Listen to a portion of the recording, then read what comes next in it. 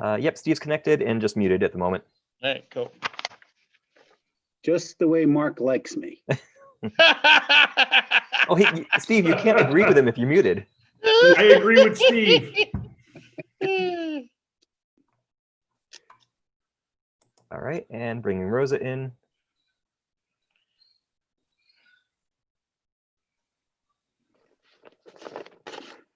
And Eileen is on too, right? Yep, she's on but muted. Okay. Yep, We're I'm here. missing Dan. Oh, speaking of, Here he is. So we have a full board. looks like it as soon as Dan gets connected. So we're live. Yes, we are ready to go. All right. I'd like to welcome you all to the Brookfield Board of Finance regularly scheduled meeting for Wednesday, June 10th. I'd like to open up with the Pledge of Allegiance. Pledge allegiance to the flag of the United States of America and to the republic for which it stands, one nation, under God, indivisible, with liberty and justice for all. All right. Very good. Let's go to public comment. Is there any public comment at this time? Anyone raising their hand to talk? Not at the moment. Bob is still connecting to audio, though, so we can wait a sec to see if he has anything.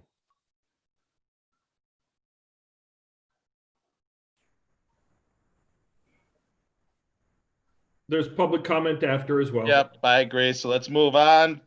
Brianna? We had communication and correspondence of Carmine Rosatano, Laura Orban, Shane Peters, Roger and Catherine Sorello, Mary Lou Peters, Lori Salos, Brian Muller, Vin Rachkula, Howard and Lisa Ufford, Rich Anjanera, Kim Rachkula, Kristen Bott, and Christy Arco. And I apologize if I said anybody's names wrong. Perfect. Thank you. All right, next. I make a motion to approve the minutes from the previous meetings, which would be May 12th, 13th, and 27th.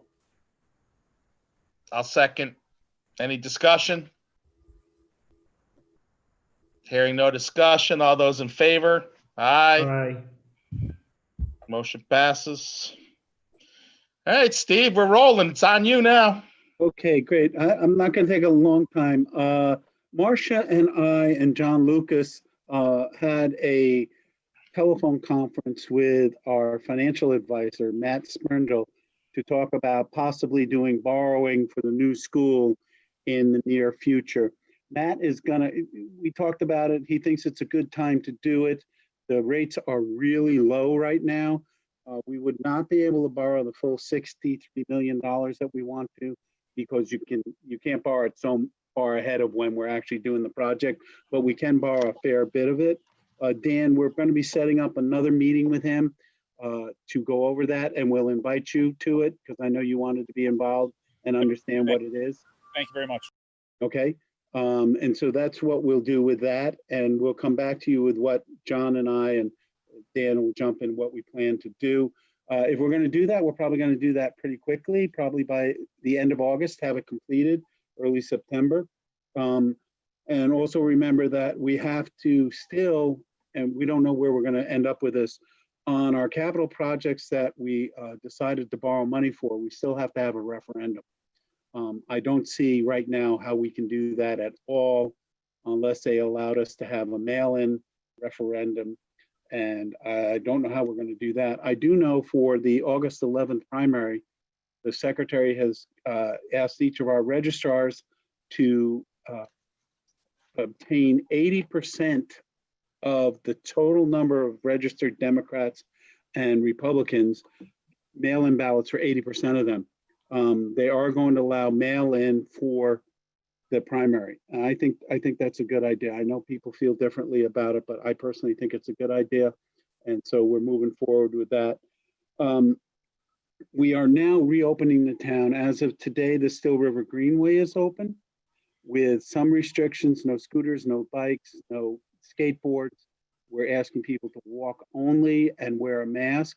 We're trying to open slowly and safely, and on advice from our Director of Public Health, we think this is the best way to do that.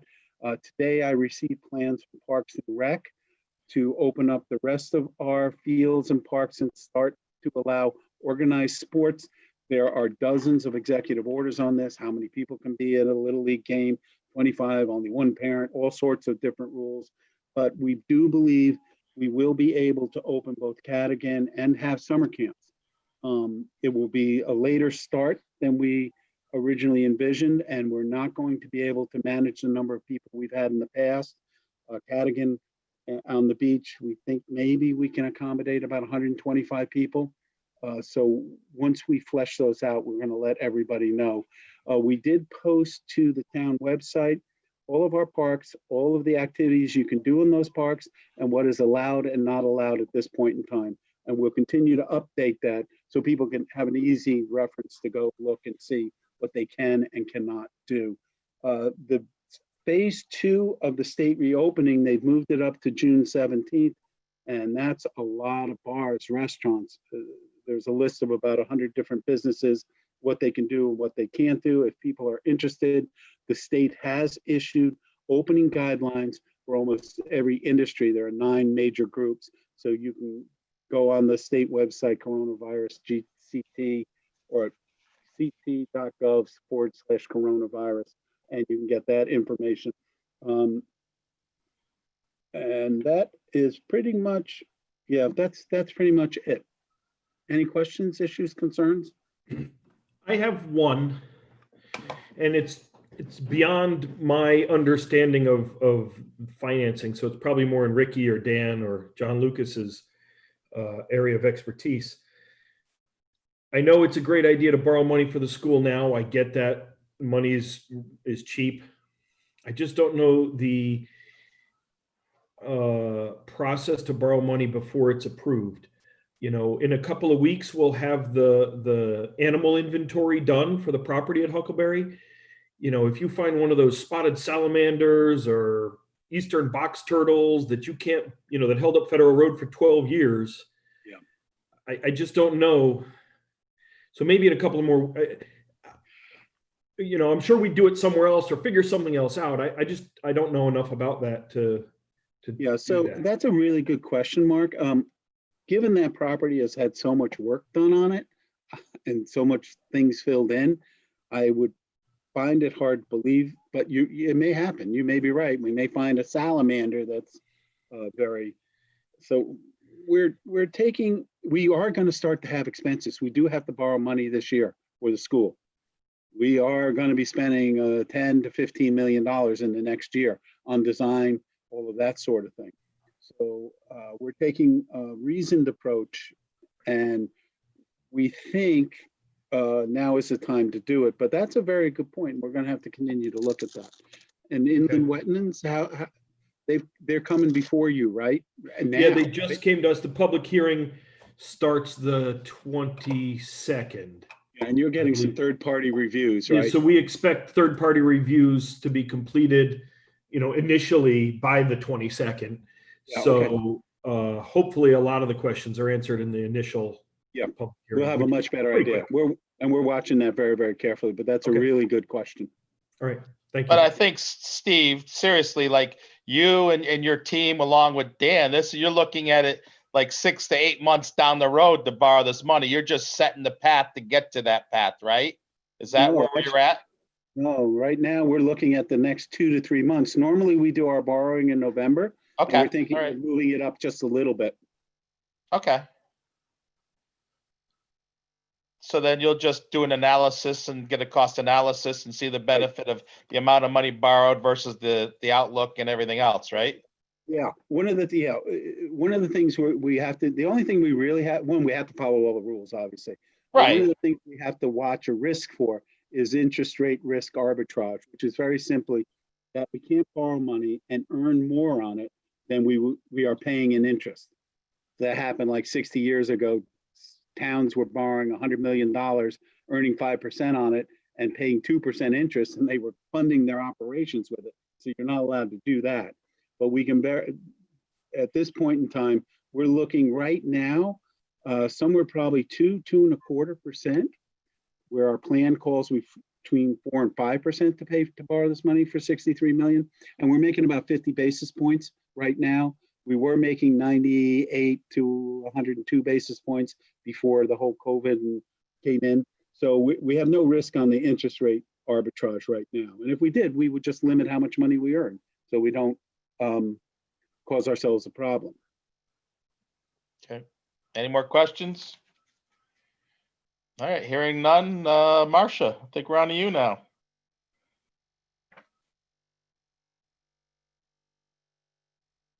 Let me unmute and share my screen. Can I Okay. just before you get into that, Marcia, are you getting into how many different sources? You're getting into how many different sources, right? It's very confusing. So go ahead, Marcia. It is. All right. So I don't know. I apologize. I've been working with the departments to try and get good numbers. We did a preliminary run last week and I did a final run this week for numbers on the year to date. And I just sent it to Steve tonight. So I don't know if Steve has forwarded it out or not to you, but I'll just go through the highlights tonight anyway. The revenues are up from our worst case scenario that we talked about in April. The tax revenues are up about 150,000 from April. So our May revenues were much better than the Mays we've had in the past. So maybe things just got delayed for a bit and they're back on track. The collections through June 10th through today are about the same as what the collections were last year through June 10th. We're still behind, make no mistake, but we did that worst case scenario in the revenue budget in April. And so luckily for that, it was the worst case. Land use fees are up from our worst case scenario in April. But we're still only about 70% of where we were last year for recurring land use fees. Government grants, we have a Department of Public Health grant for $14,000 that we'll talk about in a little bit later to cover some of our COVID costs. The town clerk revenues are down from April. She said that we thought maybe 80% was a good estimate for where we would end the year.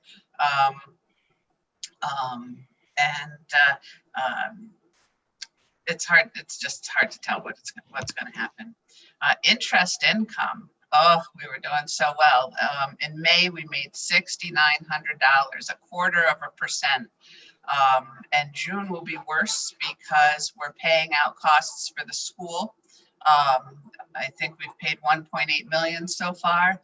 And also the Board of Ed has had their balloon checks went out today for the teachers at about $3 million. So we won't be getting a lot in June for interest income. So before COVID, we thought we would be about $500,000 over budget for revenues because of the education cost sharing grant and the interest income. And right now we think we might be about 90,000 over budget. For the expenditures, when we looked the last time, the worst case scenario, we thought we were about 650 under budget. And as of today, we're thinking it's closer to 900 under budget. So I put the big things on the presentation for anything over $10,000. Advertising, that where we used to have to go out and advertise, we were worried we'd be over budget there because of the change in newspapers. A lot of, one, we're not having the meetings, so we don't have to advertise, and two, that for example, land use doesn't have to do the public notices like they used to. The HR legal fees, we may be over budget there. It's a timing issue that we had 80,000 in next year's budget for the police union contract, and it is now completed. So we saved money there, but we spent a little extra this year. The municipal insurance package, the WPCA, I didn't include their reimbursement in my last estimate. And going forward, to make all this WPCA reimbursement stuff easier, we've got our, one of our clerks is going to be billing them monthly. Instead of what we've always done is waited till the end of the year. And last year I thought we would do that. For this current year, I thought we would do that, but I assigned it to myself and I just never got to it. So now I have assigned it to one of the clerks, so she'll be getting to that. The police is where the big changes are. Officer pay is down $64,000. The two big, there's a lot of little things that happened in there, but the two big ones, military leave, that we had an officer on military leave, and we have an officer on health leave that went out in May and is not expected to come back before the end of the year. Overtime, he's been saying that he thinks he'll be under in overtime because people aren't taking vacations, but he was worried to give it up, and he's still worried to give it up. I calculated this number. That overtime is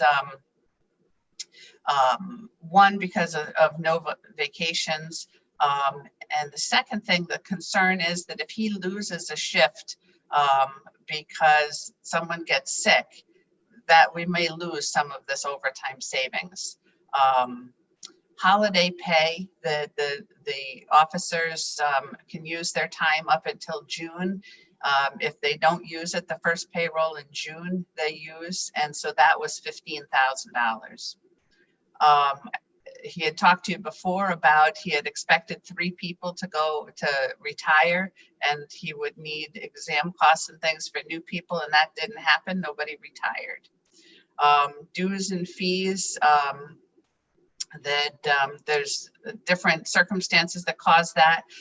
COVID, they can't take some of the training, and those fees are included in the dues and fees.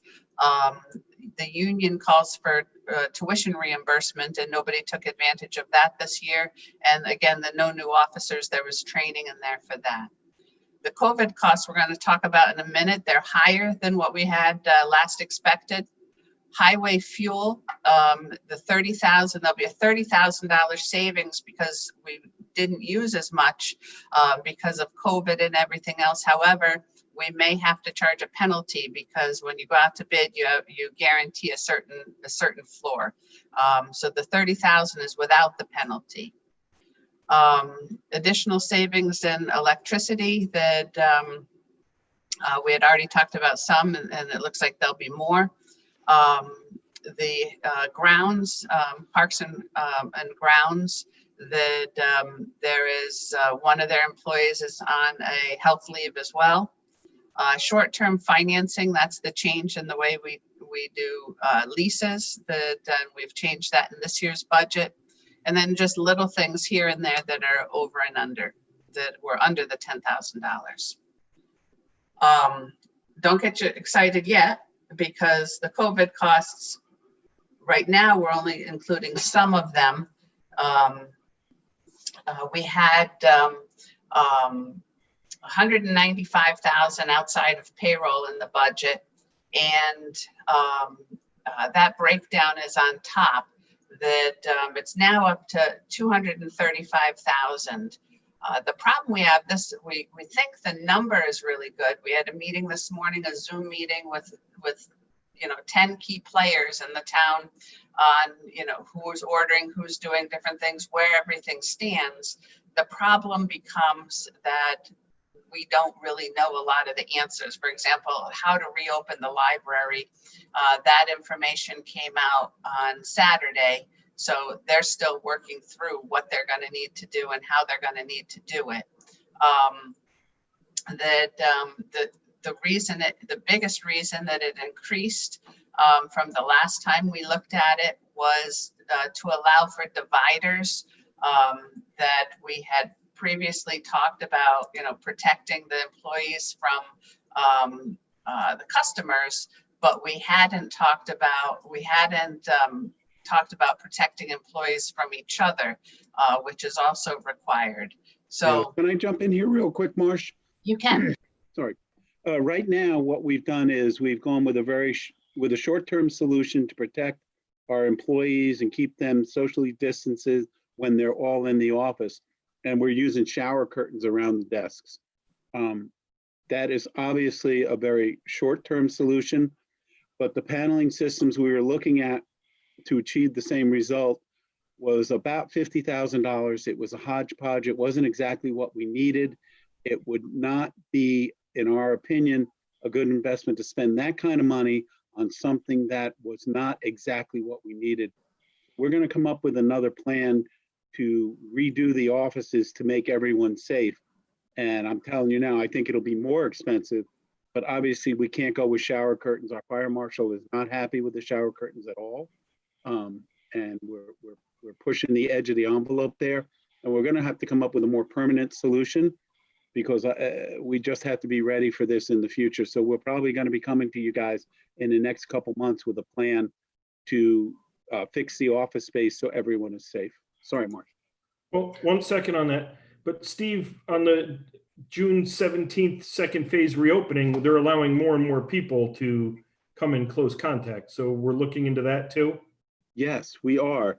The problem is if we, even when we get rid of social distancing, we have to protect our employees. I don't think anybody on this meeting believes that this couldn't happen again, and it could.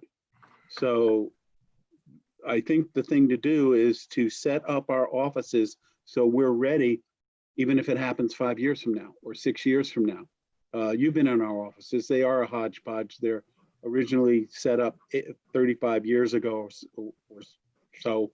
And I think we just need to rethink this and either get cubicles or figure out a way to do this. So when we can enlarge, if we ever need additional staff, we can do that, and to keep people safe. And I've talked about this a little bit with the boards over the last couple of years, but it's something that I think we need to do. We'll let you know what we think we should do. Does that answer your question, Mark? It does. I'm just looking at the rest of the real world that didn't have to shut down, like construction sites and hospitals and doctors and nurses. They don't have shower curtains between doctors and nurses, or No, they have full PPE on. They have masks. Yeah. And construction site people, they have masks. And that's what we've been going to work with for months and months and months in close contact with each other. Yep. And I don't know that there's been no reported transmissions on job sites like that. All right, I know you're looking into it. You raise a good point. It's just frustrating. I know we're all frustrated. It is frustrating. Okay, go ahead, Marcia. It is frustrating, and it's frustrating to try and get the right numbers for an unknown thing, and it gets even more unknown as we go through this PowerPoint. So that 50,000, although that we still have that as part of the costs, as part of the reopening town hall renovations, we just aren't sure of what we're going to do. So it's not going to be another 50,000 for that. And then we're working with the Board of Ed and pulling together what they might need.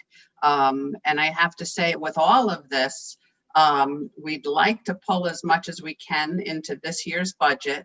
But of course, some of it has to go out to bid and things like that. So whether it's going to hit this year or going to hit next year, when I talked about being under budget, that included our costs, but I did not include the Board of Ed. They're in the budgeting process, so I don't know what year it's going to hit. So you have to know that where we made up a little ground on the expenditures, we may lose a little ground if we can pull these into this year. The Board of Ed consists of laptops, Chromebooks, sprayers, PPE. They are also in the same situation that we are, where they don't even have a reopening plan from the governor yet that I know of. That's true. Does someone else want to talk about that here, or do you want to talk about that later? Well, why don't you finish your presentation, then we ask Rosa and to give us an update on where they are. I think if Glenn's okay with that, if you guys are okay with that. Yes, sir. All right. So, but these are the costs we're working with right now. These are going out. These two are going out to bid. I think they're out to bid and we should be getting numbers back. We're still working through sprayers and I believe the PPE has been ordered. That one I want to skip because that was the one I missed. So for funding for all of this, that we have different funding sources, and it's like the Wild West. That we have FEMA that will pay 75% of eligible costs. We have to go through these 4 programs at the federal level first. We have the Education CARES Act allocation, which is approximately $75,000. We have the Department of Public Health, which is $14,800. We're filing monthly reports right now with them, and we've gotten $1,400 already in cash. And then the unusual one is the Small Cities Block Grant. That we have a Small Cities Block, we've had one in the past, for housing rehabilitation. That if you're low income and can't afford to, re-roof your house or put insulation in, there's a federal grant for that. And we loan the money out, and when they die, sell the house or refinance, we get the money back to loan out to somebody else. And what they're saying is that we can potentially repurpose the money that's come back to us. Instead of loaning it out to somebody else, we may be able to use it for COVID costs. And again, nobody has any answers. This is all brand new. We can also try to apply with them for additional money. We have to use this, and to use it, we have to do an environmental study, which hopefully it'll say that this won't have any effect on the environment. And we have to change our citizen participation plan. So there's a number of hoops we have to go through to use that grant, but we have to do it. Then we get to the state funding. And oh my goodness, that on the state funding, that they sent a survey in April that said, how much do you think, early April, how much do you think this is all going to cost you? Well, we didn't even know how to reopen. If we were going to reopen, we were still talking about a 2 or 3 week lockdown. They gave us no rules. Do we include the Board of Ed? Do we not include the Board of Ed? So I came up with a number of $371,000 on the survey for 100% of our costs. And they took those surveys. If someone specifically said it was for the Board of Ed, they subtracted that out. I didn't say anything specific. And they said, okay, your grant is $371,000. Well, they were asking 100% of our costs. And now this is the grant to cover potentially 25% of what's not covered by federal grants. And we had a seminar. We had a seminar on it on Monday. We have another one on Thursday. One of the things that they asked was what costs are covered. Well, you have to do all the Board of Ed things. They were saying that if there's something that FEMA doesn't cover at all, it covers 0%, that they would pay 100%. But then in the next breath, someone said, well, we budgeted to use our fund balance, our equity. Will you reimburse us for that? Okay, the guy was talking, it was, well, I used to be a treasurer, so I know that that's an expense. So yeah, we'd reimburse you for that. What? So this is the kind of feedback we're getting, that nothing. So wait, Marcia, hold on, before you get too far, so if we were to have $1.5 million in COVID costs, what you're telling me is FEMA will cover 75% with those underlying other small grants. FEMA will cover 75 and the state grant will pick up. So they'll cover about 1.1 million and the state grant of 371 would make us whole. So basically from this slide, we have $1.484 million of money that is available for us to get covered Did I by freeze or COVID. did Glenn freeze? Yeah, we have to be careful here because FEMA has not stated yet exactly what is covered and what isn't. But what the state, remember the state originally came and said, with the grant they got from the feds, they'll cover 100% of our costs. And then 2 weeks later, they pulled that back. They said, whoa, whoa, whoa, whoa, whoa. We can get FEMA to pay this. And remember, FEMA's rule is you must exhaust all other possible income sources before you can apply to FEMA. Which So the is these state- 3 smaller grants, right, Steve? Right. That's the 3 smaller Right. grants. So go And back with- to the previous page. Let's talk apples to apples. Go back to the previous page. And the state grant too. Yeah, That's why the state said, no, we're gonna cover 25% now. right. So on this list right now, we're looking at what? $500,000, Right. right? Yep.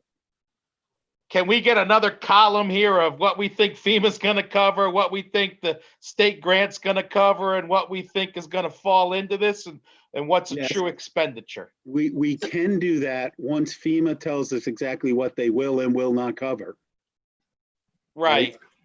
So, Once we I have- mean, are we gonna be buying these things without that knowledge and taking a leap of faith, or are we gonna figure out what's covered, then buy? I mean, what is your thought process? I think this, as we did with FEMA the last time, and we've talked to the schools already, John Burrell and Ken about this, is like for the misters, the sprayers that are listed here, we need a solid write-up on exactly why you're buying these, how you're going to use them, where you're going to use them, when you're going to use them, and for what purpose, because that's what FEMA looks for. And I think if we gave FEMA that, they say, okay, that was a good expense. We'll cover that.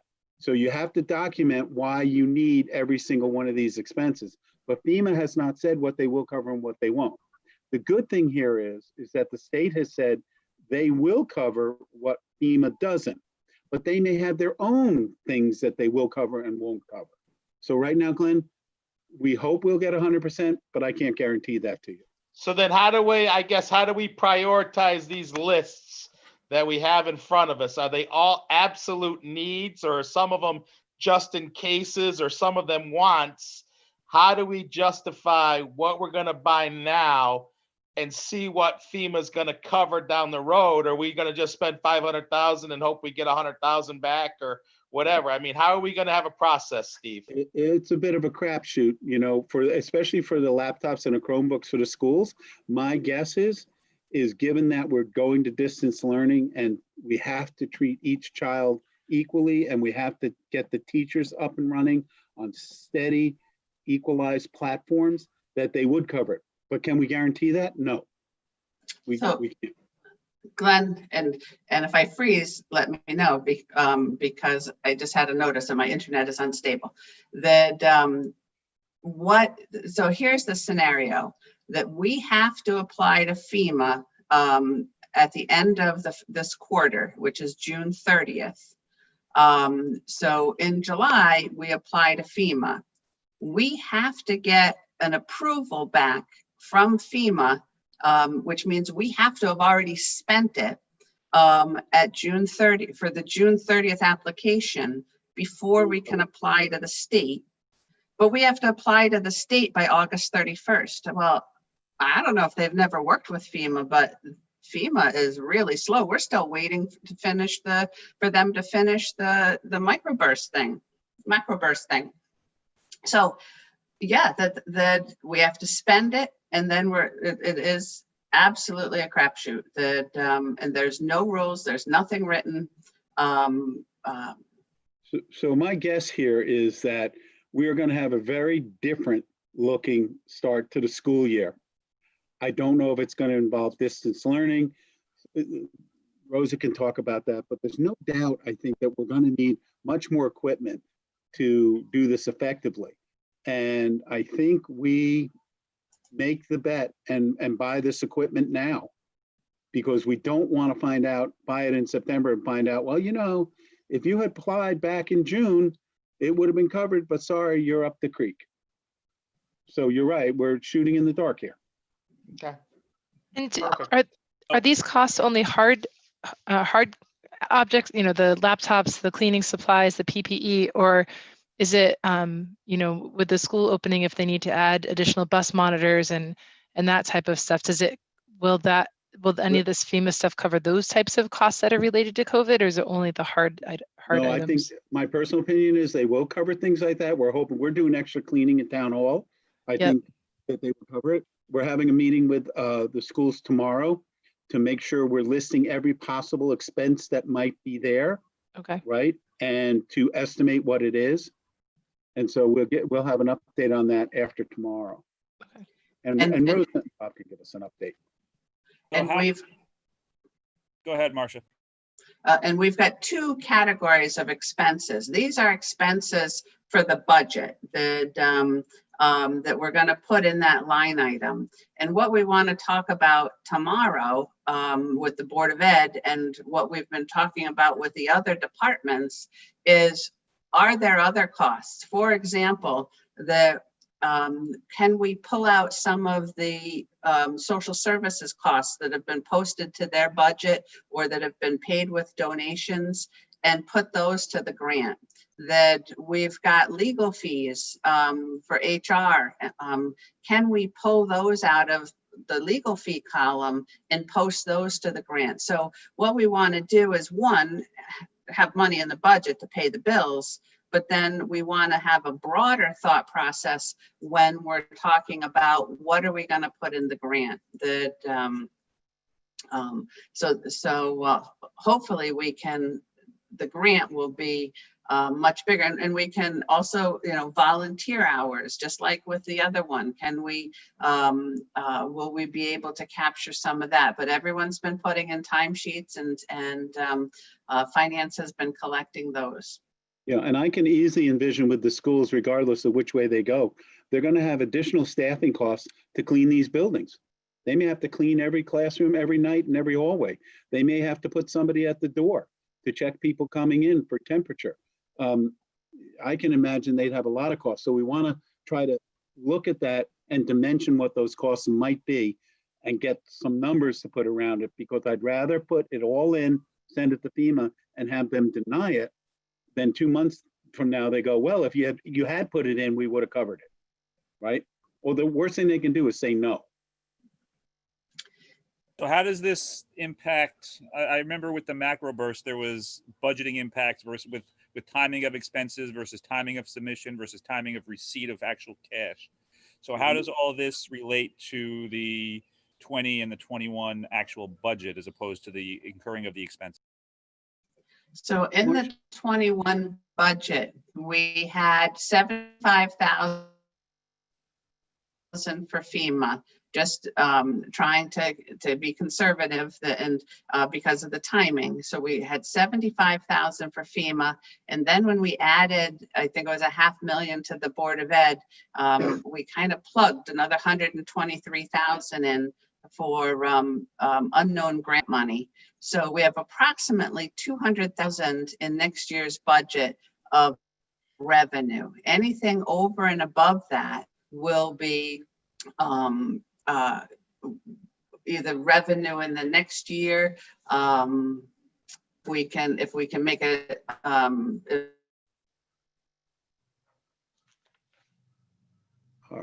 You're going out. measurable. FEMA's promising that they're going to be faster with this grant. Who knows? Faster means probably 2 years rather than 3. Yeah. And then there's a registrar's grant to try and help them get more electronic, which I'm working to set up a meeting with Ryan, the registrar, on. But they've sent us that, and they sent us the application, and the application is a contract that, okay, do you want us to fill in our own amounts? That we will. That and they gave us a contact person to talk to for that. And when you contact the contact person, it bounces back to say that the department. So, and this is just the way it's working with everything they touch. That but that's where we stand on this. So it sounds like there's a Um, possibility that there's a decent unknown amount. There's a decent chance that there's still enough unknown that these will actually be expense items for the coming year that we'll have to deal with, which is fine. But we just, as opposed to kind of a offset with expected FEMA money, which if we don't know, can't be accounted in the budget. Right. Correct. And the 371,000 is the first tranche, as they called it, that we have to apply for by August 31st. And then they think they might have some more money. So I don't know if the 371 disappears if we don't apply for it by August 31st, and then we have to compete for the rest of the money. I don't know if that we could spend the rest of it in the second tranche. We just don't know. Don't know. So part of the monthly iterative process, Glenn, has to be updating not only the FEMA process, but any rules that are learned along the way. So, I mean, we got to incur the expenses. I agree with Steve. But the more we know in real time about rules, the better. Right. And My they're worry constantly is, changing. my problem is, Dan, I agree with you. My problem is we're going to accumulate huge liability with no guarantee of revenue on the backside. This thing could climb up to over $1 million in no time, and we have no guarantee of on the backside, and we only have so much put ahead forward. We are now very close into that general fund process if we approve every expenditure as it comes. I mean, that's why I was asking for absolutely needed if we have certain scenarios and prioritize it down the road, right? Because if we start piling in all these things, other than Steve's regular expenses that he's saying goes against it, whether we had to pay the employee or not pay the employee or whatever, if we had to clean the schools every single night, all of that thing comes up to, it's going to be a big number. Could be. Yeah, it could be. And we built in some contingency for that. And we knew that, you know, these numbers were in flux and they were likely to be higher and that we'd have to deal with it when they came. And that's why I agree with it. I'm just saying we got to make sure. I'm on board, Dan, totally. I mean, but what I'm saying is we need to make sure these costs are total needs. And then we go into the next level of wants. And then we prioritize how much more risk we want to take. No? Yeah, I think what we're looking at right now, what we've shown you here, are needs, not wants, not nice to haves. And I think there are going to be other needs too, like cleaning the buildings. Absolutely. Steve, we're all in agreement. I just think we got to be careful of, there's going to be so many absolute needs. We got to be careful we don't get outside of those needs until we have an idea of this number that we're looking at. Yeah, I agree. That's all. Yep. All right. The capital work, that we haven't forgotten about it. It's still in progress. The audit update is 2019-20 is completed. The UCOA report is filed, and 2021-22 is the planning is going to be done virtually in July. We've given the departments the year-end closing instructions for a nice clean cutoff. The bonding, Steve has already talked about. We've got our earliest possible is August 15th, and our latest is November 15th for our existing bond anticipation notes. And other exciting things that we're working on the economic recovery dashboard, giving the key items, and one of it will be the grant update. That we're working on policies and procedures for the tax revenue cycle, fund balance, debt, and encumbrances, and the capital that we just talked about. We are so shorthanded in the finance office that we've been working with unpaid interns. We've had 4 so far for one semester each, pretty much. We are interviewing another one tomorrow that comes highly recommended to be our 5th unpaid intern for the summer semester, 5th overall, not 5 in one semester. And we don't know the date of Finance Friday 2020 yet. We are starting a purchase order contest and that contest will be for going through and pardon me? That contest will be for which department has the highest percentage of their expenditures on purchase orders, which department is most improved from the current year on their purchase orders. So we're going through different matrices, and maybe we'll have a winner every quarter. The goal is to have better compliance on purchase orders, and which of course feeds into our budgetary controls. And we'll see how that goes. And we threw the gauntlet out today to the Board of Ed to see if they think they can beat us or not. So Marcia, why do we need a contest to get people to do their jobs writing a purchase order properly? Because I don't like to be bitchy. I like to be fun instead. What is our current percentage of purchase order versus non-purchase order? I don't know. We're working on developing that report and pulling it.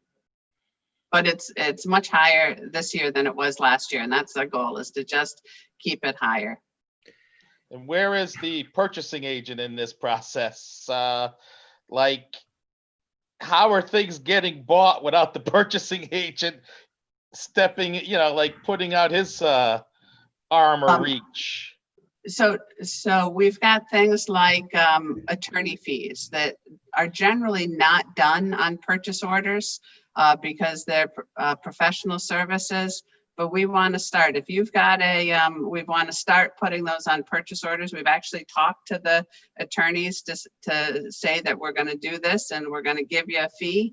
And if this lawsuit is $5,000, you need to tell us when you're at $4,500. And that's not something that's normally done with professional services, but there's no reason why it can't be. Well, it may be not normally done in this town. In other aspects of the world, it's normally done, and everything requires a purchase order, and that's where your terms of service are. And that's how you have a contract. So we have, so like professional services, it's not normally done. I only had one town when I was in business for 35 years giving professional services that the audit was seen as a commodity. So that had it, but when it was consulting work, there wasn't one. There may or may not have been a contract, but it may or may not have had a fixed fee attached to it. All right, so that's a small number of professional services a year. Everything else, the other 99.995% of things bought, I don't understand why there's an even question of getting a purchase order written. This is an iterative process for us, and we want everybody to be 100% compliant. And we're at a very high percentage right now.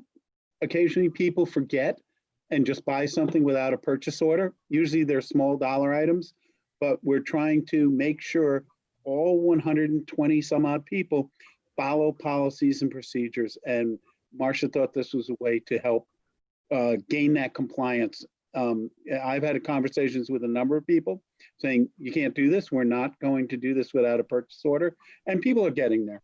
Remember, this is a sea change from 2 years ago before Marcia came, where people were just buying stuff. No, and I appreciate, and we need to do it. But like, I don't know how many vendors you have. I have 25 or 2,800 vendors. None of them will take any order from any of my guys without a purchase order. Anyways, we don't have that. We're working to get up to where you are. Steve, I just have a question, and it's not a bad question before you answer this, so don't get stressed. What is the process? How do we pay these things if we don't have a purchase order in place? How are people making purchases? This is just a process. I'm just trying to understand. So it's not a dig, so don't take it that way. I got you. Is there credit cards out there? Is there mechanisms out there for people to make purchases without going through the system? I can handle that, Steve. Okay, There's a payment request form that, that if they have an invoice, they can do a payment request form. We also don't want them to get the invoice and then do the purchase order. And we'd be able to, we're trying to pull a report where we can see in Munis where they've done that as well. But there is a payment request form for like legal fees that is being used now. So there still are controls in place. Oh, absolutely. yeah. No, I'm just trying to understand, Steve. That's all. There's just, No, there's absolute controls in place. And if something comes through without a purchase order, it stops dead and we have the conversation. so you're policing it. Oh, absolutely. Okay. Yep, and this is just a way to police it that hopefully will get people on board. Okay. Any other questions? On the COVID, if I missed it on this, who's project managing that? Is that Greg again? Yes. Steve? Greg is riding herd for us on that, along with Kevin and Marcia. And they're doing a Okay. great job. Okay, perfect. I'm comfortable with that. Everybody else is comfortable because I think he did a great job on the macro burst. And he knows FEMA, and he knows Yeah, how- I agree. Perfect. and he knows the little nuances of FEMA. How to, well, word it this way and it'll be okay. If you don't word it that way, they're going to stop and ask a question. So he'll be the only one contacting with FEMA, so we don't have miscommunications or anything. So you funneled it out. Correct. Okay, perfect. Perfect. Anyone else questions for Marcia? You got the audit update, Marcia, too? I do. Is that- Never mind. We're going to talk about it later. No. All right, Marcia, you there? Yes, I am. Audit update? I think that's Dan that gives that one. My audit update was in the slides. There's not much Alright. going on. Then we'll go on to the BOE then, next in the agenda, right? Thank you. So I'll just sort of borrow something I saw in Marcia's slides, and that's that circumstances are changing every day, and it's no different on the BOE side.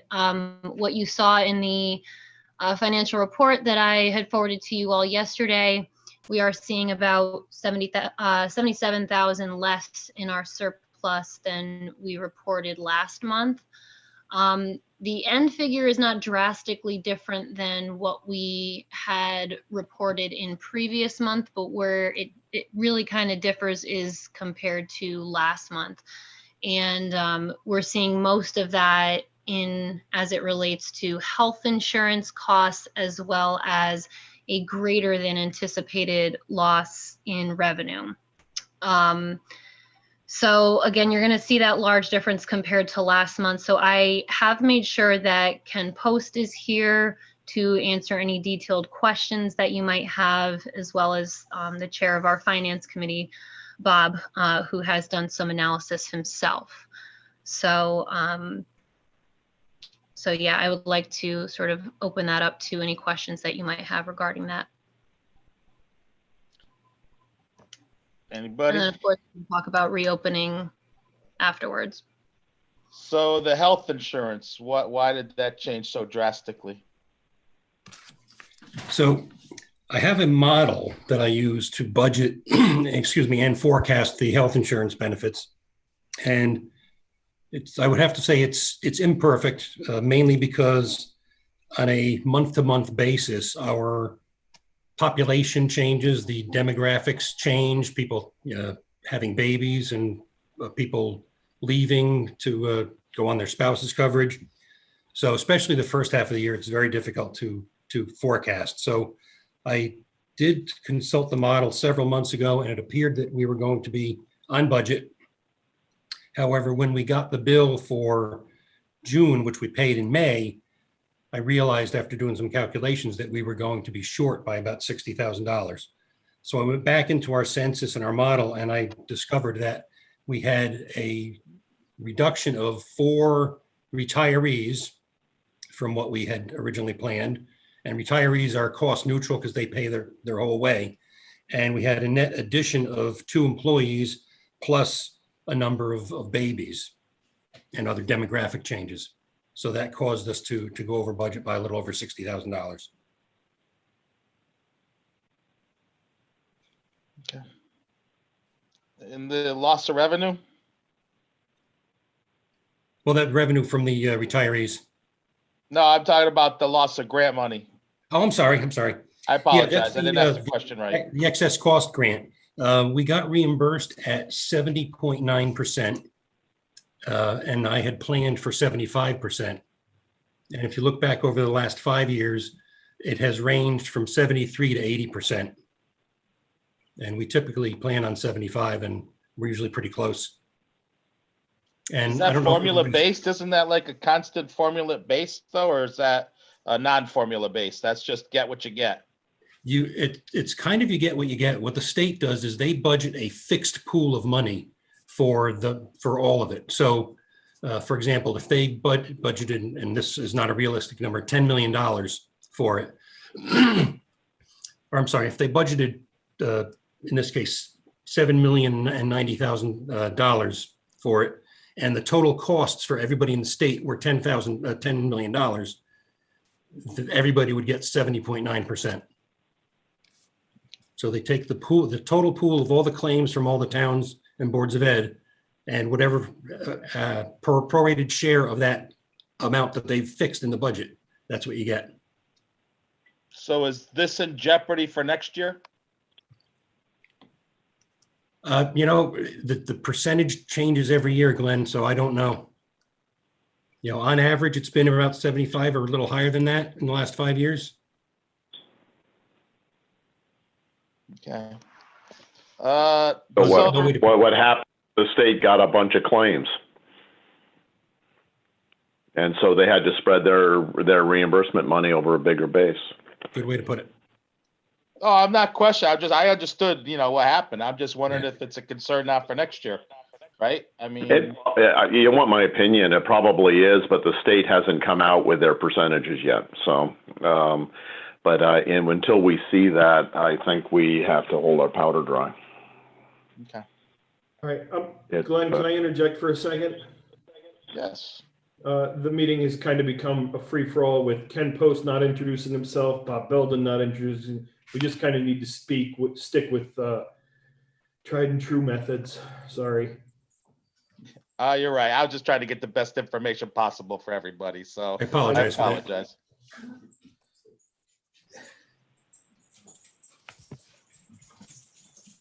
You're muted, Bob. You're muted, Bob. And Bob Belden, 7 Red Barn Lane.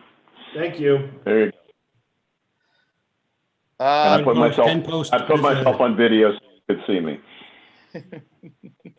Ken Post, Director of Business Operations for the Board of Ed. All right. So the report we got right now is 11-month actual, 12-month, 1-month projection out, right? This is the last month of the year. So I noticed going through, we had a lot of encumbrances. And when I'm following through with the year-to-date spent, the encumbrances, the numbers don't add up all the way across for me to. So are there plugs in these numbers along the process? Because I can't follow going from year-to-date spend plus the encumbrance to the projected variance on a few line items. And I was wondering, do we have plugs in, and in those large encumbrances, do we have a cost estimate against those encumbrances? Are they estimates? Are they actuals? I had a hard time following the 11-month to 12-month transition with the numbers being higher. And before we get onto that too, on the electric, I really struggled with the electric, believe it or not. The town had a $20,000 savings on one building, and the school's only projecting a $20,000 savings on multiple buildings. So I'm sort of lost on that process as well. So if I could just start with that what we did last year was Jerry pulled in all the kilowatt hours and tried to multiply it out. And so I think our process was flawed. And that's why this year we're taking bill by bill and going that way instead. So don't compare it to the town. all right, fair answer. we'll deal with that. We'll talk about that then. We'll understand that better.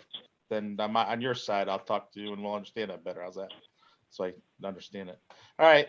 So like the encumbrances, I mean, I was trying to follow it like across and I was having a hard time. So are there plugs in there for certain items? Are there on the encumbrance side, is that POs that are liabilities? Or are we waiting on invoices and we don't know the exact total of invoices and we're estimating? I mean, where are those numbers coming from? Because like I say, it's 11 months now actual. We only have a 1 month projection out. So. Right. One of the biggest issues we have, Glenn, is especially with special education providers, the schools, the transportation, and the related service providers. They are notoriously bad about sending invoices to us. Normally, you would expect to have maybe a 1 month lag. So in May, you would have paid the April bill. But we've had some vendors where we've had to go and call them and say, you know, you haven't sent us a bill since December. You know, get us up to date. So there's a big lag there. So yes, it looks like there's more encumbrance than there should be.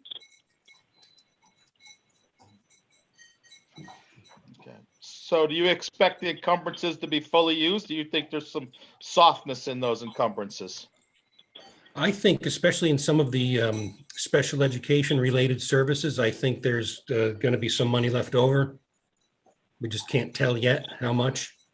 And then on the reverse side, do you see liabilities going over your encumbrances? I don't think so. I think in my projection, you know, the wild card is would really be at this point in time, you know, any major repairs that would have to be made to the building. But I think I've been a little cautious in my estimates for projected operating variances in those areas. And to continue the theme of things change every day, and Marcia knows this too, we just found out today, literally, that our dental insurance provider is going to refund us or credit us for our May bill. So we get vision and dental from them, and it's about $43,000. So we still have to do some math to figure out what portion of that has to go back to the employees. But I'm figuring that's probably going to be a $20,000 to $30,000 positive variance that we'll be able to record as a receivable this month.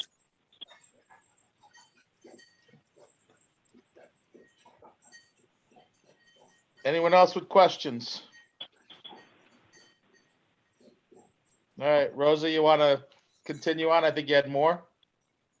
Yeah, I just wanted to touch base on the reopening plan if you wanted to do that now, or if you wanted to do that at another point in your meeting, that's fine. All right, you go now.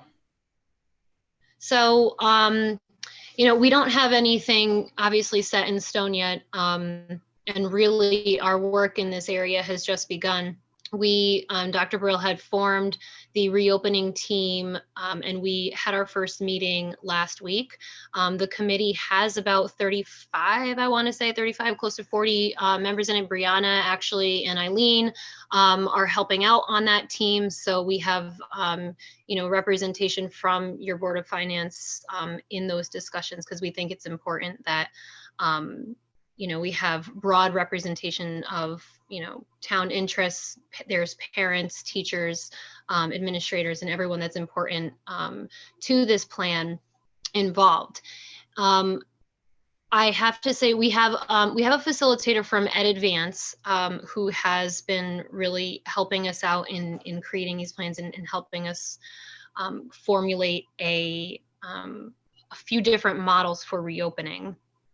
And our work after our last meeting, and I think Eileen can sort of testify to this, that our heads were spinning with the amount of things that we have to consider in order to reopen safely. And that's not even considering how are we now going to educate students differently, because we have to admit that while our distance learning program now is of high quality, it is nonetheless a Band-Aid. It's not something that we can continue on long term. We have not been assessing students. We have no idea where they stand, and we can't continue on with that long into the future. So we're looking at a few different models. We know that some portion of that is going to likely be distance learning. But our goal is to reopen the schools as much as possible, according to what the state and the State Department of Education says is safe to do that. And of course, we're doing this in conjunction with health officials, both local and at the state level. So, but we understand that the economy can't get going unless the schools open. And so really what we have to do now as sort of a committee is to pour through a document that is about, it's about 41 pages long. The font is about size 8. So it's a very detailed document that really delves into everything that we might need to consider. And at our next meeting tomorrow, we will sort of start to coalesce around a reopening model. And once we sort of hash out the details and we kind of formulate the plan that is best for Brookfield, that will help administration sort of trickle down the more detailed plans of putting it all into place. So that's where we're at right now. So there's not much super detailed to really report on, but I will say that our representative from EdAdvance has congratulated us for being pretty much the first district to really start to put a team in place and look at the details at this level this early on before school is even out for the summer. So we're not waiting for the state to tell us what to do. We're going to be proactive about coming up with a few different ideas and obviously work within their guidelines as much as we can. Okay. Any questions from anybody?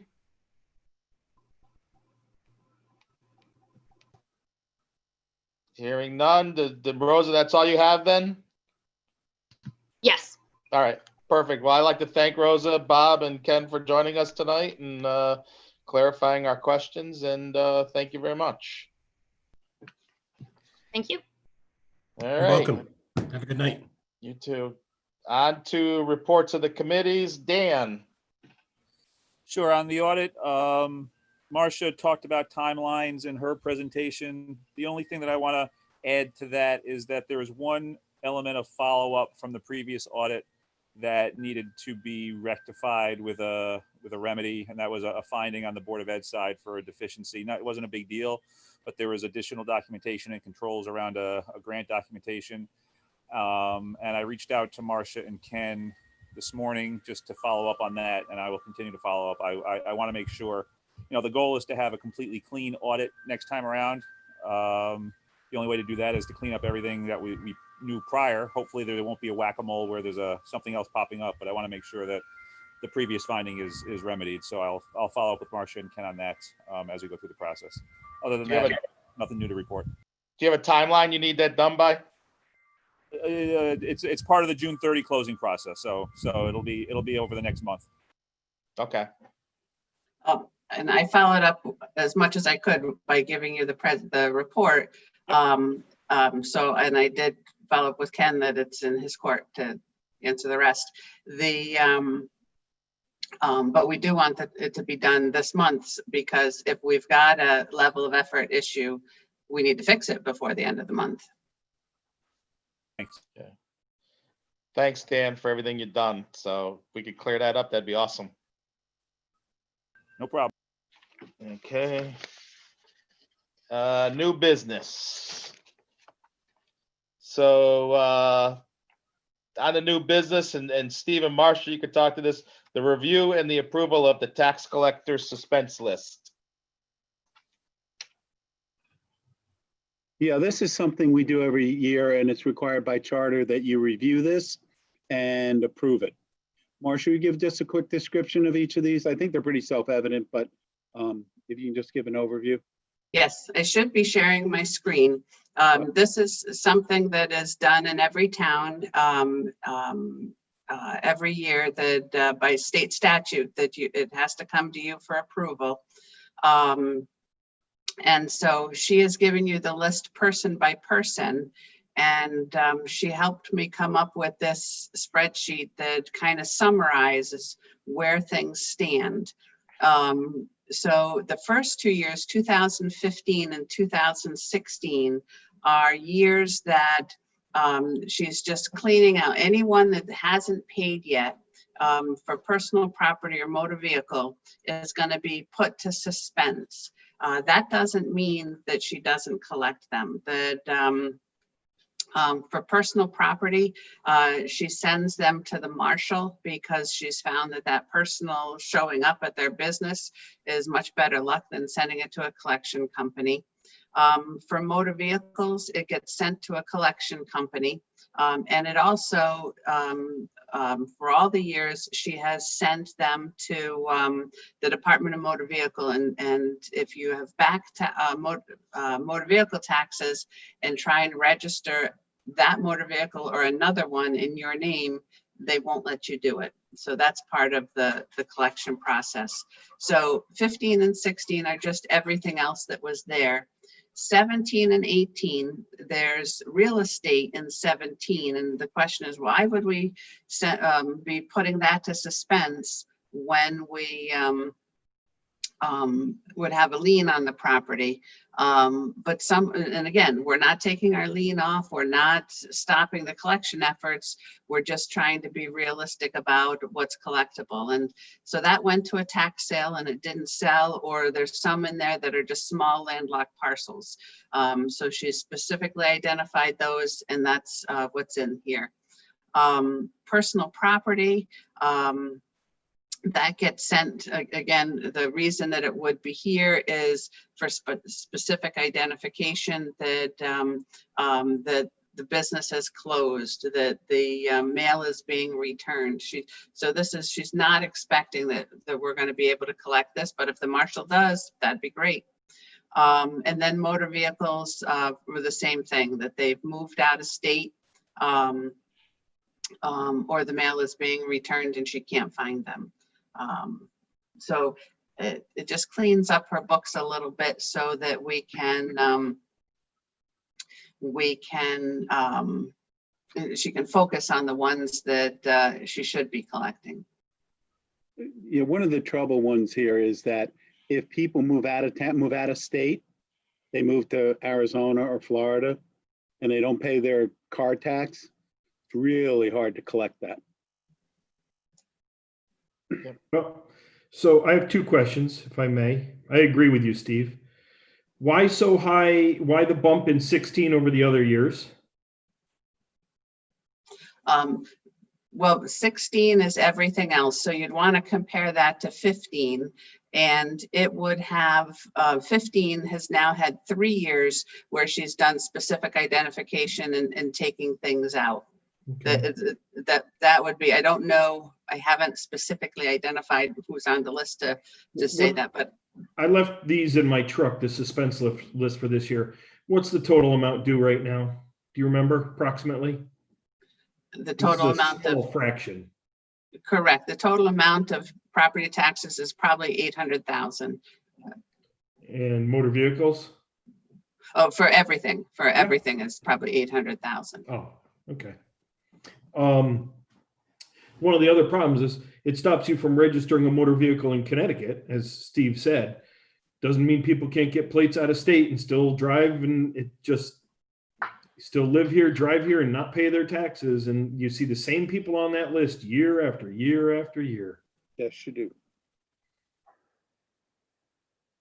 Yep, and they'll change it from the husband's name to the wife's name and to the child's name. Should be relatively easy for somebody, you know, a company to look into eventually. We have habitual people that I see on the list with 3 or 4 things every year.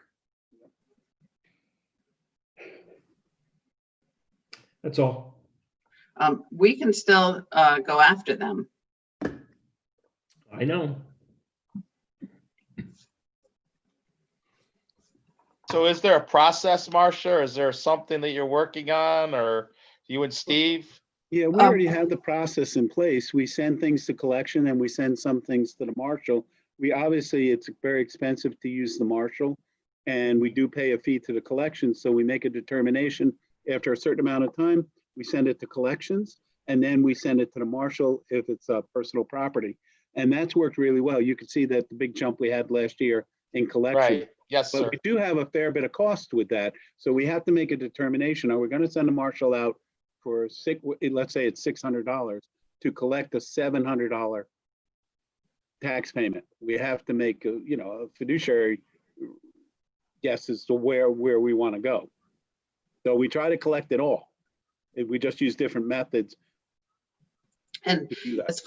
as far as the process and how to do it, what we're working on, and we have a meeting on the 17th, is, and I promised this to Dan when he interviewed me, that the tax revenue is a huge revenue, and we have about 3 sentences in our policy manual. And so I have a draft that I've sent to both the tax collector and the assessor, and to just go through each step. And we've pulled in policies like, what is the policy? When are we going to send them? So that if we change, somebody else says, oh no, that we do specific identification for 2 years and then we do this. So that is one thing, type of thing that's in there. Another type of thing is internal controls and reconciling and adding the finance department to this whole process. And then, as we learned a month or 2 ago, we need to have quicker reporting of tax anomalies up the line. So we've put in a recap report at the end of every month. Right now, both the assessor and tax collector give the finance office reports that we can reconcile to, but we're asking for just a 1-page recap report. What's exciting, what's interesting. So it's about 25 pages, and we're going through it internally, and then we'll go to the selectmen and just try and embellish our documentation on all of this.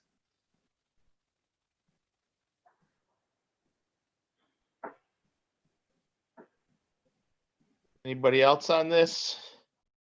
So basically, Steve, you're asking us to approve the transfers as noted on this spreadsheet to the suspense account. Correct, with the supporting list that you received.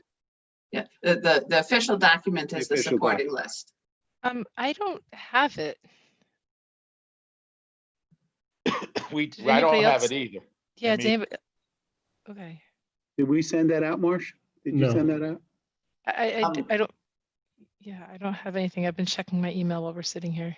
The tax collector sent it to Diane and Oh, we did get it through Diane. Yes, Diane sent it Did? to us. Eileen, do you want me to send it to you? I have it up on I can forward it right now if you want me to.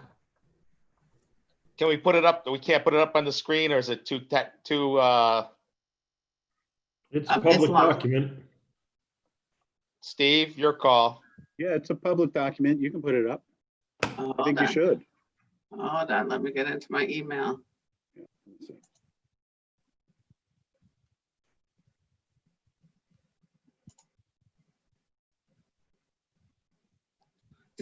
Just give me a minute to get I into my still email. I don't see anything from Diane with that list. It must have just. I apologize, Eileen. If it came to Okay. me, I thought it went to everybody. Okay, do we, I mean, do we have to vote on that right now? I don't know. I mean, does Thank the you. list really make a difference in the vote, or is it just we're looking at Steve and Marcia's suggestion to move these numbers off the list? I mean, if we look at the list, what's it gonna do to change our minds, Eileen, I guess? Yeah, I think Steve and Marcia and the tax collector have vetted these numbers to the point of they've gone through it. They've recognized what, like Steve said, what we can and can't do, where we're going to get the best cost benefit analysis of how we're handling this. And this is their summary of the best way forward. Right, and we also follow state regulation. There are a lot of regulations on when you do this and don't do it. And we follow that directly. Well, I've got a policy that I never vote on a document that I haven't had time to fully look into. Not that I don't trust Marcia and Steve. yeah, Okay. I kind of, You don't sign something you don't read, and you don't vote on something you haven't looked at. I agree with Mark. Yeah, I'm there too. If it needs to happen and we have to have a special meeting to do it, if it has to happen before next meeting, that's one thing. Yeah, I'm fine with that. I prefer you guys to actually look at this and see it. Yep. Make sure you Thank you. understand it. Yeah, So- I appreciate that. Thank you, It's- Eileen. You might want to tradition- table. Welcome. It's traditionally done once a year. She's going to close out her books at the end of this month. I don't think that it would be a problem to wait till next month. It just wouldn't show up on this year's report. It would show up on next year's Next year. report. So I don't think that that would be a problem. Yeah, you'll just get a double count, 2 years in 1 year report. We'll find out if it makes a difference. And if Yeah, it we will, does, then then we'll we'll come have to back to you. discuss a special meeting. Yeah, Yeah. we'll come back to you tomorrow. Thank you. Simple. Thanks. Marcia, can you send that out to everybody right now? Just to make sure. Looks they- like Brianna just. We just did got it, not yeah. the document you want us to vote on. That's the suspense list. Right. So this is Total. the suspense list is what you would be voting on. My screenshot, my summary on the screen is unofficial. Okay.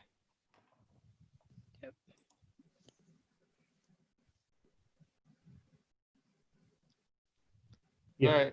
All right. So then Steve will get Marshall get back to us, and if we have to have a special meeting next week, we do it. Okay.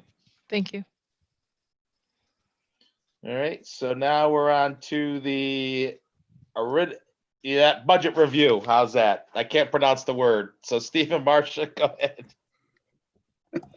Wait a minute. Um, Go ahead, Marcia. I lost. So going forward, we're trying to pull that dashboard together for this, and I just didn't get it done for tonight. But I would say that things are in such flux with where we're going to end the year. I wouldn't recommend we make any changes right now to the budget. We are going to have to come to you with budget transfers for the current fiscal year, which we may transfer more to capital non-recurring or however we're going to work it, that we might be able to use for next year. But I think that we're just seeing so many changes on a day-to-day basis. I wouldn't recommend there'd be any changes to next year's budget right now. I wouldn't either. We just don't have enough information to make any changes that we probably wouldn't change back. As soon as we start to receive information that's solid, actionable, then we'll come to you and tell you.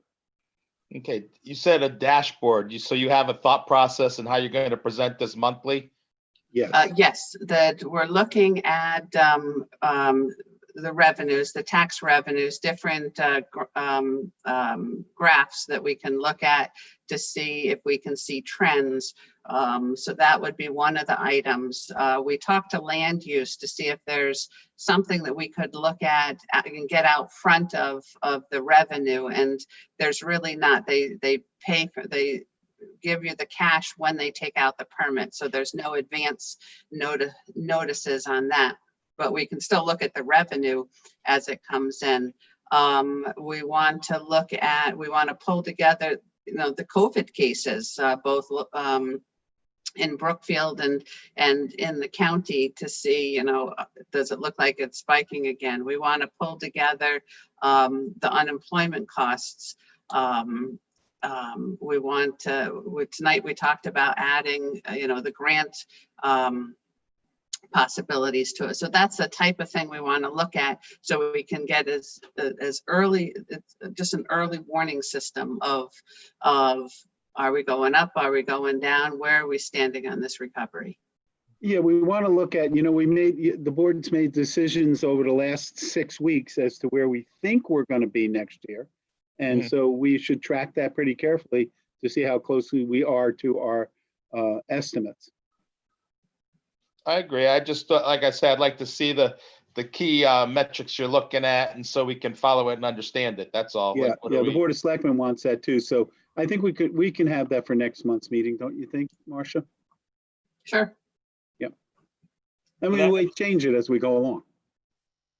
I agree. I mean, from my point of view, and then the board could talk about this next meeting, I'd like to see more focus on where have we fallen to closing out the year and making sure we understand the the revenues of the year and the expenditures of the year from both the town and the Board of Ed side. So we know we could maybe close a door behind us before we walk into the next door going forward.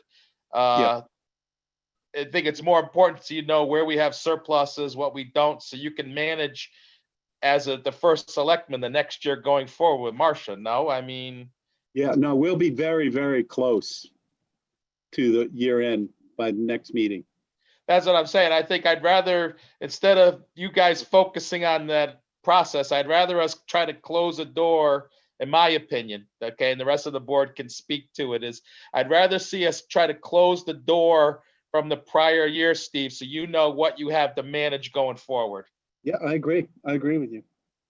So I think, I know you promised us a lot of things and we appreciate it, but I think if one thing's gonna fall out, let's get the door closed on the prior year. Because then I you know agree. where you manage, right? It gives you a Yep. tool on how you're gonna manage.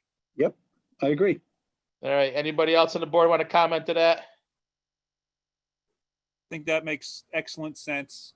The dashboard that you're describing sounds excellent as well. I'm curious how we're going to be tracking. I mean, that's all on the assumptions on the revenue side, which I think dashboards and metrics and trends make sense. But the expenses are going to be a bit more real time. So I'm curious how we're going to be reporting and planning for those. So I'm just bringing that up. It's not for answer today or even next month, but that's something that I still don't quite grasp. Yeah, well, we're tracking them very, very carefully, and we have a separate account for all these expenses. And we're having meetings discussing what expenses do we think are coming up. For example, these misters that the schools want to buy. We've had a couple meetings on that. Do we need them in town hall? Parks and Rec, Senior Center. And if we do, how many do we need? So we're staying right on top of where we think these expenses are, unless something comes out of the blue, like the government says, okay, you have to do this now in every single building, or you have to do something else. It comes out of the blue, but everything else, I think we've got a pretty good grip on, and we can at least estimate what we think they're going to be. I don't see any big surprises. Do you, Marcia? I don't. I think the key is, and I don't know if Rose is still on, and I can't see it. I apologize if she is. Yep, I'm still here. I think the key is for both you and Steve and Marcia to help y'all is, if we foresee anything that looks out of normal, let's get it out early and try to manage it. Let's not keep it internal. Let's, figure it all out. I mean, we're here to support you, obviously. I mean, it's your guys' area. We're here to help. Yeah, absolutely. And that's really the biggest reason why we wanted to get out ahead and get this group together, so that once we have sort of a model and know where we're going, we can start to understand, how the guidelines as they come out, how they will fit into that model, and we'll have a much clearer picture of what we really need ahead of time. Right, and I think Rosa agrees with me that, like, we're meeting tomorrow, that we estimate these costs, even if it's a swag, we estimate it and put a number there so that we're not going to lose anything, right? Put in the biggest number we can think. No, I agree. I'm just talking about everything right now as a general governing process, Steve, that they need to be, Board of Ed needs to be speaking with you. The education side needs to be speaking with you. And we can't have a gotcha. If we're falling behind on costs, we can't have a gotcha that we've known about for a little while. We got to get the gotchas out there and manage it from day one. Yeah, I think regarding COVID costs, we're meeting tomorrow, and I think we're going to be meeting very regularly to make sure we're not missing anything. And Greg is going to be important in that, because Greg knows to a large extent what FEMA will cover and what they won't cover. Obviously, they haven't given us specific yet, but he knows what we should be looking at, as I do and Marcia does, because we've been through this before. And we're going to discuss that with the Board of Ed, because there's some things, you just don't think of. You go, oh my God, we could have included that. So we're going to watch that very, very carefully. And I'm sure Rosa agrees with me that we need to do that, because we do not want any surprises. Right. And I think it's part, go ahead, Dan, go ahead. You're clicking in. All right. I just on that, I was just wondering if it makes sense for a Board of Finance member to be part of that meeting and part of those meetings going forward. So it's just, as just streamlined communication. So They are. okay. Are you talking about Yeah, that 35-person committee, Rosa? Yeah, so Eileen and Brianna are a part of that. Okay, so that's a 35-person committee, but I thought Steve said that he was meeting directly with you on a more granular detail. Is that what I heard? Well, the 35-member person, Rosa, tell me if I'm wrong. The 35-member group is going to be looking at how they're going to do all these things, how they're going to do education. And then what we're doing on our side is just making sure once they've got that and they know where they're going, okay, let's estimate what it's going to cost, which the schools will give us. Yeah, so I thought I thought it would make sense to have, Steve, Rosa, and a Board of Finance member meet periodically or maybe not Rosa, but I'm just one person from each board, take the 35-person committee down to the dollars and cents and be responsible for reporting to their respective boards what it's looking like, kind of a streamlined communication effort. That's just a thought. I don't know if that's possible or we want to do it. I think I can, I can touch base with Dr. Brill and see how he's planning on, communicating. I wasn't sure if he was going to then run with the operations and communicate directly with Steve, but, certainly we can, if you're comfortable doing, like a subcommittee of the committee, that's, we can. I'm a little concerned here that remember, you're the Board of Finance. You're stepping into managing the day-to-day operations of the town. I'm not sure that's appropriate. I'd like to think about that. Okay. All right. Just trying to streamline. Oh, I agree with you, Dan, but we just have to think about that a little bit. And I'd have to talk to the Board of Selectmen. So I don't have a problem giving you the information the same day we get it, right? I have no problem with that. All right, any more questions?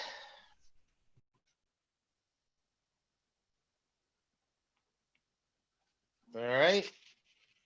I don't think we have any other items to come before the board. Is there any? Hearing none. Oh, Harry has one. We got public comment coming. Okay. Public comment? Yes, Glenn, Harry Shaker. Address? 87 Long Meadow Hill Road. I had two quick questions. I don't necessarily need an answer now, but if you could just look into it and get back to the Board of Selectmen's office. One is the $152,000 for the 276 laptops. Is this cost going to be a new cost, or is this to cover the cost for the laptops that they are currently using? Because I thought that the teachers were provided laptops for the virtual learning now. So are these new laptops or is this the cost for the ones they have now? And then the second question is, I know school's not out, but we're probably less than 9 weeks from school reopening. And Steve, when you're in these meetings, I'd like you to push for a timeline. We need to get going on how we're going to do it, how we're going to pay for it, and even get started doing it.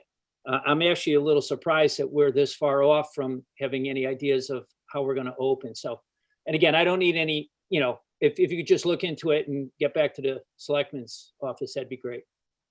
Thank you. Thanks, Harry. Steve, you're muted.